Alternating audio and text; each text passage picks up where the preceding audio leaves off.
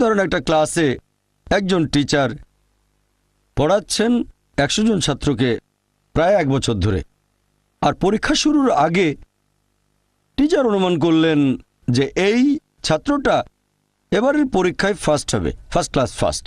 এই ছাত্র পাবে সেকেন্ড ক্লাস, এই ছাত্র করবে ফেল। এটা আমি উদাহরণ হিসেবে বলছি। এর কিছুদিন পরে পরীক্ষা হয়ে গেল, প্রথম ছাত্র হলো ফার্স্ট ক্লাস ফার্স্ট, এই ছাত্র সেকেন্ড ক্লাস, আর ওই ছাত্রটা করলো ফেল। এখন আপনাদের প্রশ্ন করি, যে ছাত্র ফেল করেছে সে কি টিচারকে বলবে আপনি বলেছিলেন যে আমি ফেল করব তাই ফেল করেছি? এখানে দোষটা কার, টিচারের নাকি ছাত্রের? কার দোষ? ছাত্রের। টিচার অনুমান করেছেন এই ছাত্রটা বাইরে ঘুরে বেড়ায়, ঠিকমতো ক্লাসে আসে না, সিনেমা দেখতে যায়, এজন্য সে ফেল করবে। ওই ছাত্র মোটামুটি মাঝারি, এই ছাত্র খুব মেধাবী, অনেক পরিশ্রম করে, তাই টিচার পরীক্ষা